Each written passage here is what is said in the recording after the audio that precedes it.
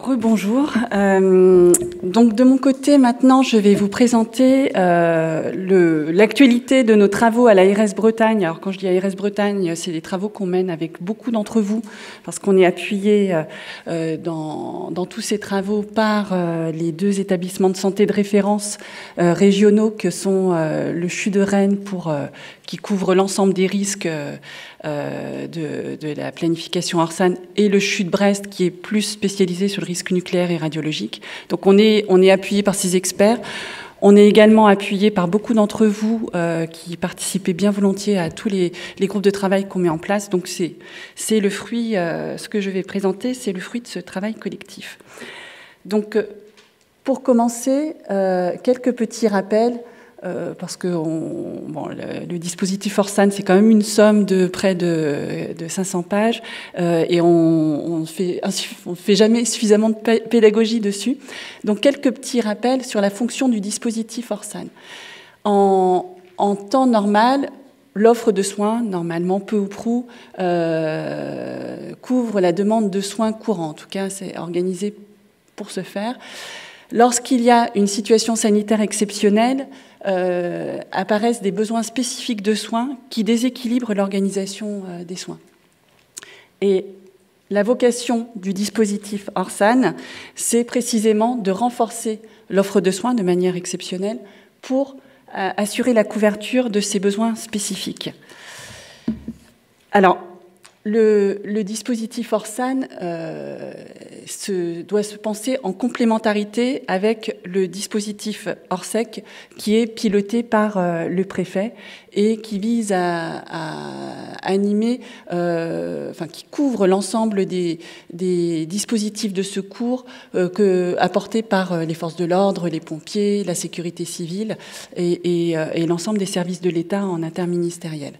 Le dispositif Orsan s'inscrit en complémentarité de cette organisation-là et couvre l'ensemble du champ santé au sens large, c'est-à-dire évidemment l'hospitalier, mais aussi le médico-social et le secteur et la ville. Donc le dispositif Orsan, on va le voir, c'est un ensemble de plans et de dispositions spécifiques transversales. Et comme vous pouvez le voir dans ce schéma, l'aide médicale urgente est à la jonction entre les deux systèmes de planification. Alors, où en est-on? Donc, comme l'indiquait Élise Noguera, le dispositif Orsan a été publié cette année, donc en mars dernier. Il a fait l'objet d'une large diffusion pendant l'été. Donc, concrètement, il est structuré en plusieurs parties. Tout d'abord, avant de commencer nos travaux de planification, on a eu une réflexion sur les risques qui pèsent sur le système de santé. Donc Guillaume Bridivet va vous en parler tout à l'heure. Et donc on a mené ce qu'on appelle une analyse des risques majeurs, donc de manière très macro. Et les travaux qu'on a pu mener avec vous visent à préciser cette analyse un peu macro. Donc ça, c'est le préambule du dispositif Orsan. Et après, il comprend 5 plans et des dispositions spécifiques transversales. Donc les plans, les 5 plans, donc il y a un plan Orsan sur le risque médico-psychologique, donc c'est tout ce qui est cellules d'urgence médico-psy, comment on mobilise ces cellules-là. C'est également le risque à ma vie, afflux massif de victimes somatiques dans le système de santé, le risque NRC, nucléaire, radiologique et chimique, le risque REB que maintenant, malheureusement, tout le monde connaît bien avec l'expérience du Covid, c'est le risque épidémique et biologique. Et enfin, l'Orsan Epiclim, donc là, qui couvre le risque, qui concerne plus précisément la journée d'aujourd'hui, le risque épidémique et climatique.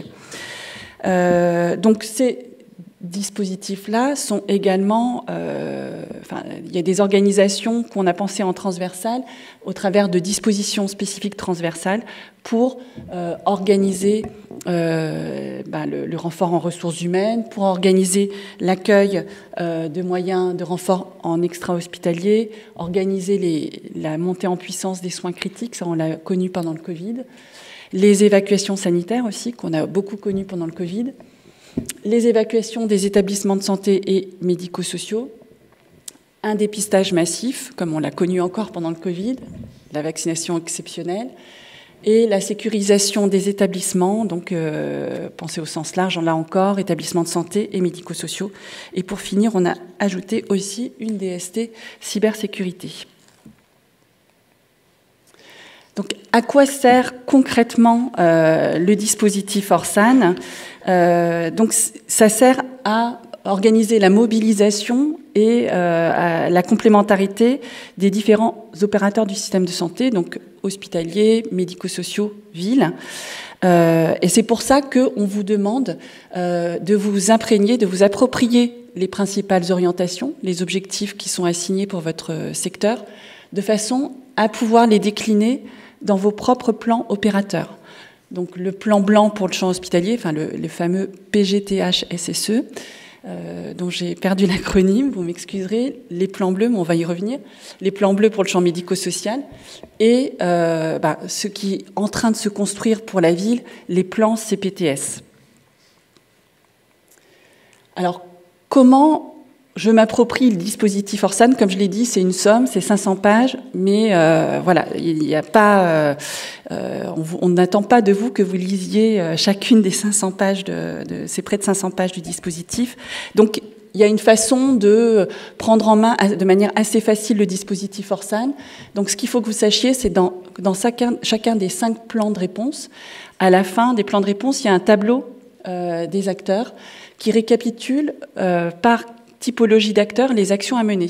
Donc, dans le cadre de l'alerte, dans le cadre de la montée en puissance et pour le post-événement. Donc, pour rentrer dans ce dispositif Orsan, on vous invite à commencer par regarder ces tableaux des acteurs, puis après, au gré de vos besoins, de rentrer dans les orientations plus précises des plans. De la même manière, donc alors les plans, évidemment, tous les opérateurs ne sont pas concernés par tous les plans du dispositif Orsan.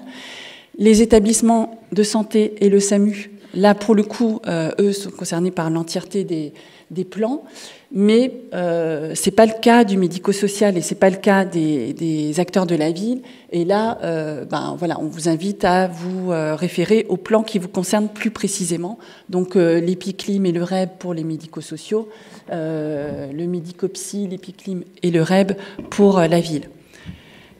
C'est également la même chose pour les DST. Donc, pour vous faciliter dans l'entrée dans le dispositif, l'équipe a conçu ce petit tableau qui vous montre, en fonction de votre secteur, quelle disposition spécifique transversale peut vous concerner plus particulièrement. Donc voilà, on vous invite à sélectionner les parties du dispositif qui vous concernent de façon à gagner du temps. Alors, donc pour vous accompagner aussi dans cette appropriation du dispositif Orsan, avec les établissements de santé de référence, on a mis en place un dispositif d'accompagnement. Donc tout d'abord, c'est des rendez-vous périodiques que l'on va vous proposer, enfin qu'on a commencé à vous proposer tout au long de l'année 2025.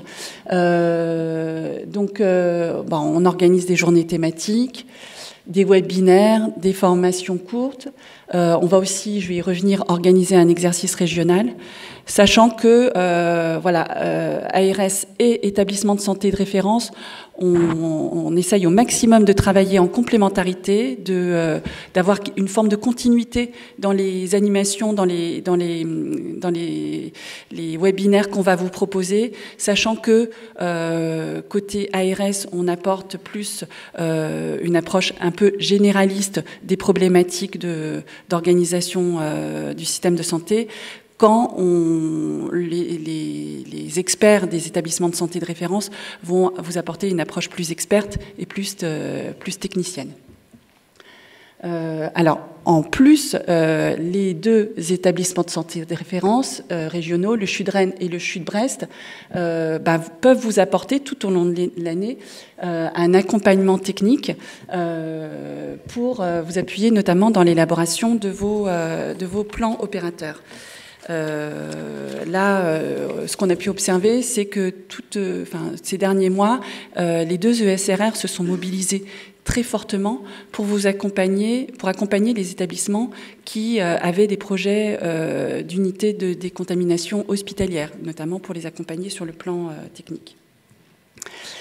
Et enfin, donc s'agissant là des établissements de santé, pour aussi favoriser l'appropriation du dispositif Orsan, côté ARS, on va élaborer des feuilles de route individualisées qui seront annexées à votre CEPOM pour récapituler les objectifs qui seront les vôtres dans la mise en œuvre des plans Orsan. Donc il y aura des objectifs, des objectifs capacitaires, notamment pour la montée en charge du plan à ma vie. Donc il y a déjà eu des allers-retours avec vous de manière à ce que ces objectifs soient bien consentis par vos services. Mais il y aura aussi des objectifs en termes de formation et en termes de réponse. Alors voilà, là c'est juste un petit rappel, ça vous a été diffusé, c'est le programme des animations que l'on mène conjointement avec le SRR, les deux ESRR sur 2024 et 2025. Donc n'hésitez pas, si vous l'avez perdu de vue, vous nous le demandez, on vous le renvoie bien volontiers. Alors, un petit focus sur l'exercice qu'on est en train de travailler main dans la main ARS et ESR. Donc, on est en train de préparer un exercice. Donc, alors, il est nommé DIWAL. Alors, c'est un petit nom il a été baptisé comme ça par l'équipe de l'ARS. Donc, ça veut dire en breton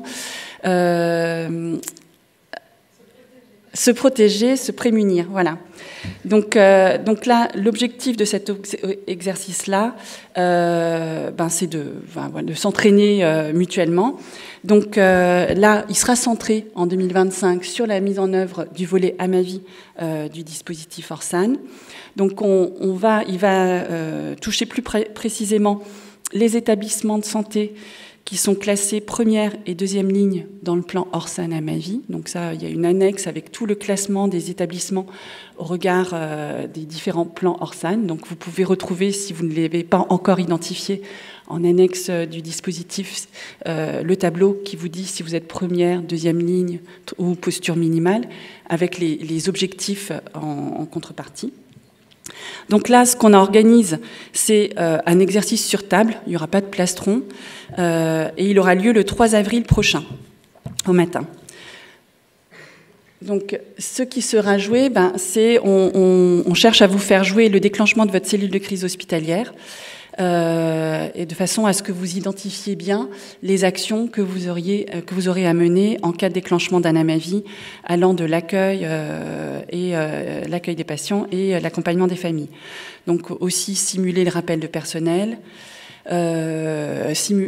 prendre en main aussi les outils civiques et SI Orsan, qui sont relativement nouveaux et assez exigeants pour nos organisations au sens large. Et enfin, jouer aussi la communication qui sera la vôtre auprès de l'ARS, du grand public et en interne. Donc il y a une note de cadrage qui a été adressée par mail le 17 décembre dernier. Donc il y aura un webinaire spécifique sur le sujet le 25 février prochain. Alors là, on a vu ce qui était d'ores et déjà finalisé, mais voilà, le dispositif Orsan, bien que assez copieux en ce moment, n'est pas complètement achevé et on doit le compléter. On doit compléter la planification opérationnelle avec les plans et dispositifs spécifiques transversales par un programme capacitaire sur lequel on a commencé à travailler. Donc le programme capacitaire, il doit comprendre 3 parties. Un plan de développement des capacités de prise en charge. Donc tout à l'heure, je vous disais que des établissements de santé sont en train de se doter d'unités de décontamination hospitalière. C'est précisément le type de capacité de prise en charge dont il convient d'identifier le déficit et de prévoir le déploiement dans le cadre de ce plan capacitaire. Donc c'est ce type de choses qu'on va essayer d'identifier. On va identifier ce qu'on appelle les points de rupture pour après conduire, piloter, accompagner le développement de ces capacités dans vos établissements. Le deuxième volet de ce programme capacitaire, c'est le plan de formation aux situations sanitaires exceptionnelles. Donc, tout notre enjeu, c'est que, en cas de survenue d'une situation sanitaire exceptionnelle, les professionnels qui vont prendre en charge les patients, où que ce soit, dans le champ hospitalier, le médico-social et la ville, soient formés aux situations sanitaires exceptionnelles. Donc, c'est vraiment notre enjeu. Et pour que on puisse vraiment monter en puissance dans ce niveau de formation des professionnels de santé bretons, on a besoin de le piloter. Donc d'où l'élaboration de ce plan pluriannuel de formation au SSE. Et enfin, le troisième plan, c'est le plan d'équipement et de renouvellement des produits de santé et des équipements. Donc là, principalement, c'est beaucoup les moyens tactiques, donc beaucoup hospitaliers, comment on fait évoluer le niveau des moyens tactiques au sein des établissements de santé principalement. Mais il n'est pas exclu qu'on aborde aussi, on va en tout cas mener cette réflexion-là, parce que lors du rétex qu'on a mené sur le Covid, le champ de la ville notamment avait fait remonter des besoins en équipement, en EPI notamment. Et donc, voilà, on va voir comment, à travers ce plan, on peut essayer d'apporter des réponses afin de se prémunir face à une prochaine situation sanitaire exceptionnelle. Alors, où est-ce qu'on en est dans tous ces travaux? Donc, que reste-t-il à faire? Donc, comme vous le voyez sur l'écran, l'analyse des risques majeurs, ça y est, les travaux sont achevés. Les plans et dispositions spécifiques ORSAN sont rédigés. On est actuellement en train de travailler, d'élaborer le plan de formation au SSE. Donc, on a des groupes de travail avec des acteurs des différents champs. Et il nous restera à élaborer les deux autres plans, le plan de développement des capacités de prise en charge et le plan d'acquisition et de renouvellement des produits de santé et équipements. Donc ça sera mon dernier point. Je vais vous faire un focus sur les travaux en cours, sur le plan régional de formation en SSE. Donc là encore, à quoi ça sert? Donc je viens d'en parler un petit peu. L'enjeu pour nous, c'est bien de programmer sur plusieurs années au niveau régional la formation aux situations sanitaires exceptionnelles de l'ensemble des professionnels des trois secteurs de l'offre, donc évidemment l'hospitalier, mais aussi le médico-social et la ville. Donc pour ce faire, dans ce plan, il y aura trois grands niveaux de formation socle qui vont être abordés. Donc pour les trois secteurs, pour tous les acteurs des trois secteurs, donc hôpital, médico-social et CPTS, c'est vrai qu'on va travailler de manière privilégiée avec les CPTS qui sont... alors je sais qu'il y en a plusieurs d'entre vous qui sont représentés dans la salle, donc qui vont être un interlocuteur privilégié pour nous. Donc là, la formation socle qui convient d'organiser, c'est la formation de référents SSE. On pourra y revenir, enfin si vous avez des questions là-dessus, les collègues pourront vous préciser en quoi elle consiste, ainsi que les ESRR qui participent au CESU.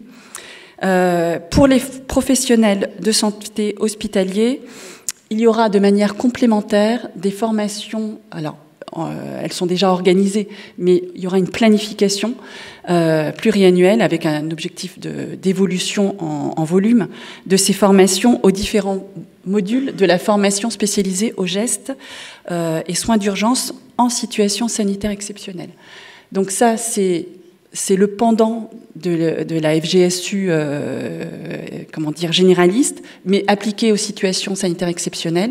Donc, sachant qu'il y a plusieurs annexes. Donc, il y a un module sur la prise en charge en préhospitalier, à ma vie, damage control pour la chirurgie, la décontamination hospitalière d'urgence, mais aussi le risque épidémique et biologique et le NRC. Donc voilà, c'est tous ces modules-là pour lesquels on va essayer de faire monter en puissance ces formations. Et enfin, le plan devra également projeter l'évolution des formations de formateurs à la FGSU-SSE, parce que si on veut augmenter le nombre de professionnels formés sur les territoires, il va falloir qu'on augmente aussi et qu'on pilote aussi l'augmentation du nombre de formateurs en capacité de former les professionnels. Alors, où est-ce qu'on en est s'agissant des besoins de formation en référent SSE ? Donc, comme je le disais, il faut former, les référents SSE au sein des ES, former les référents SSE au sein des établissements médico-sociaux médicalisés. On va commencer par les médico-sociaux médicalisés, les référents SSE au sein des CPTS, sachant qu'on a plus de 100 établissements de santé, 35 CPTS pour le moment, et 634 établissements médico-sociaux médicalisés. Donc il y aura une stratégie là encore à adopter. Dans le cadre du groupe de travail qu'on est en train de réunir, les partenaires nous ont suggéré pour le champ médico-social de travailler à l'échelle des gestionnaires d'associations ou des GTSMS, les groupements territoriaux sociaux et médico-sociaux. En ce qui concerne la formation à la FGSU-SSE, la formation aux gestes et soins d'urgence en SSE, on a fait une enquête en juillet 2024 pour savoir où en était, à quel niveau les professionnels de santé hospitaliers étaient formés à ces différents modules de la FGSU-SSE. Donc l'enquête qu'on a menée, donc là on remercie d'emblée les différents établissements hospitaliers qui ont bien voulu répondre à cette enquête. On remercie aussi beaucoup les 2 établissements de santé de référence qui nous ont aidés à concevoir cette enquête. Donc l'enquête portait sur 37 000, c'est précis, 98 agents hospitaliers qui faisaient partie de l'échantillon investigué. Et ce qu'elle a mis en évidence, c'est que seuls 3,19% de ces 37 098 agents hospitaliers étaient formés à l'un des différents modules de la FGSU-SSE. Donc, soit 1182 agents pour l'ensemble de la région. Donc, vous voyez, par rapport à notre enjeu d'essayer de garantir que face, en cas de SSE, les patients pris en charge aient affaire à des professionnels formés, vous voyez qu'on est quand même assez loin du compte. Donc, toute la question qui se pose, c'est quels objectifs on se donne pour ce faire. Donc, ce qu'on peut dire aussi pour un peu affiner le diagnostic, c'est que ces 3,19%, ce sont principalement des agents des pôles urgence soins critiques. Ce sont ces agents-là qui sont les plus formés. Et parmi les modules auxquels ils sont formés, ils sont surtout formés à la décontamination d'urgence et au damage control. Donc, on voit qu'il y a plein de champs, le médicopsie, le préhospitalier, le REB, tous ces champs-là sont insuffisamment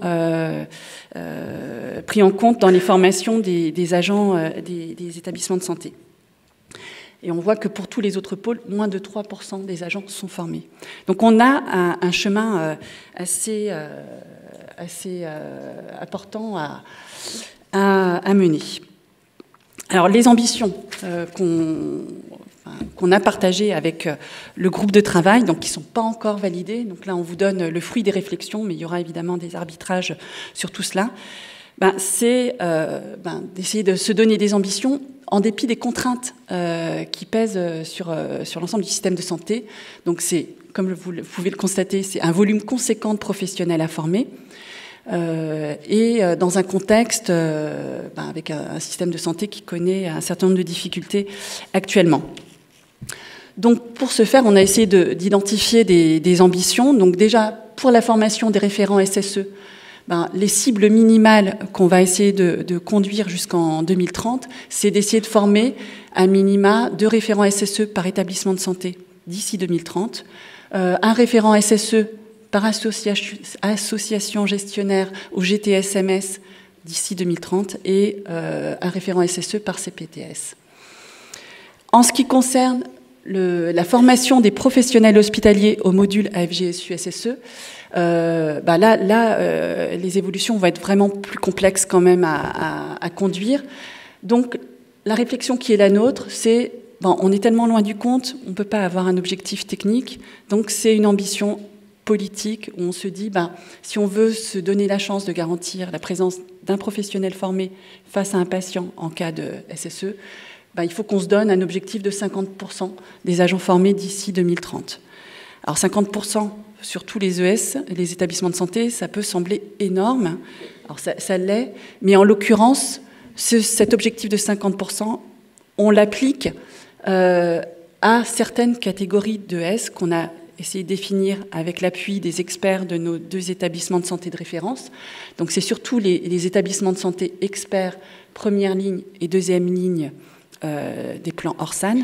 Donc tous les établissements de santé qui sont en posture minimale vont pas être priorisés pour les formations sur cette première génération de plans. Et parmi ces établissements-là, c'est certaines catégories aussi de professionnels qu'on a travaillé avec les ESRR en fonction des différents modules que l'on va aussi cibler de manière privilégiée. Alors, la méthode projetée. Donc on a conscience que l'actualité du système de santé est quand même compliquée. Donc on va fixer des objectifs dans des feuilles de route, mais ils seront négociés avec vous. Donc il y aura un dialogue préalable avec chaque établissement de santé pour valider les objectifs de formation qu'on va vous proposer. Il est exclu de vous donner des objectifs que vous trouveriez impossibles à atteindre. Ensuite, dans ce plan, on va essayer, en fonction des objectifs assignés à chaque établissement, on va projeter le besoin de formateurs à former pour répondre à ces besoins de formation. Mais pour cela, il va falloir qu'on ait, donc on a encore ça à mener, un dialogue avec chaque établissement porteur de CESU, les centres qui assurent les formations aux gestes et soins d'urgence, pour justement accompagner ces évolutions-là, parce que pour pouvoir former les formateurs, c'est des enseignants à pourvoir, c'est une capacité logistique aussi à accompagner. Donc il faut qu'on ait ce dialogue-là avec les CESU pour que ils nous suivent également sur cette ambition-là. Donc, il y aura différents enjeux à prendre en compte aussi dans la mise en œuvre de ce plan. Donc, quand vous avez répondu à notre enquête, on s'est rendu compte qu'il y avait quand même une question de traçabilité de la formation et du recyclage de vos agents aux formations FGSU, SSE. Donc ça va être aussi quelque chose à organiser et on va exprimer des attentes vis-à-vis de vos directions en ce sens-là. On voit qu'il y aura nécessité aussi de bien structurer au sein de chaque établissement de santé un binôme entre le référent formation et le référent SSE au sein des établissements de santé, parce que ce binôme-là aura à piloter la déclinaison de la formation au sein des établissements et surtout la mise en œuvre des recyclages. Donc c'est pour ça que dans nos discussions, on a identifié la nécessité qu'il y ait à minima un formateur SSE d'identifier au sein de chaque établissement de santé, parce que cette personne-là sera vraiment la plus adaptée pour piloter les recyclages au sein de son établissement, pour savoir dire où sont les plans opérateurs, etc., et les différents outils. Et enfin, ça on ne méconnaît pas, on va essayer de le prendre en compte et de voir comment on peut avancer. Il y a un enjeu de financement par les établissements et les structures, donc là il y aura un enjeu de priorisation dans vos plans de formation. Donc toutes ces réflexions-là, notre ambition c'est de les finaliser d'ici la fin du premier semestre 2025, de façon à ce que les CESU puissent commencer à le prendre en compte dans leur offre de formation à partir de 2026. Donc voilà, j'en ai fini, c'était un peu long. Je suis à votre disposition si vous avez des questions sur tout ça, n'hésitez pas. Donc soit ici dans la salle ou à distance. Je ne sais pas si sur le chat il y a des questions. Pas de questions sur le chat.